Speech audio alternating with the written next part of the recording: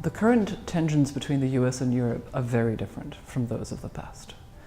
And the reason is quite simple. We've had many fights, and I have written about them in my professional life for more than 20 years now, but all those fights have been about means.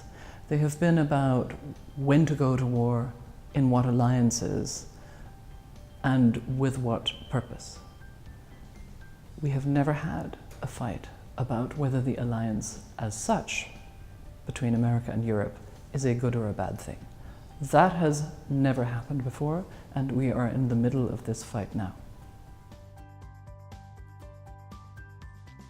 I do not believe that the current conflict between America and Europe about the state of the alliance is temporary at all. I think it risks becoming structural, it risks becoming permanent if we don't find the right answers.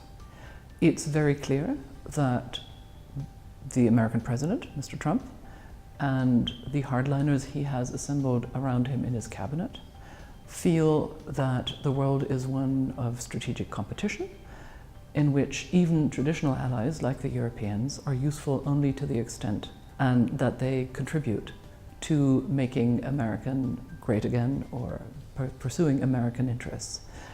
We, I think, have many allies still in Washington, D.C., including in the Pentagon, in the State Department, and the National Security Council. We need to work with those allies to make the case that America needs Europe just as much as Europe needs America.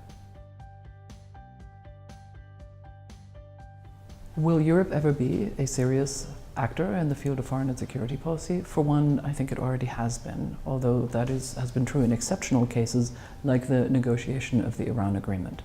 I think that what we as Europeans need to understand is that our strategic environment has become much, much more threatened. We have adversaries, challengers outside of Europe, Russia, China, Iran, to some degree, even Turkey, which is a member of NATO. And we have enemies of representative democracies and open societies, and yes, of a rules-based international order within Europe and within the European Union and NATO. These are all challenges that none of us expected to be even possible, even 5 or 10 years ago. They have now become very serious, and I think this is the moment for Europeans to understand that we need to bridge our divisions because the challenges facing us are much more serious than any internal disagreements we might have.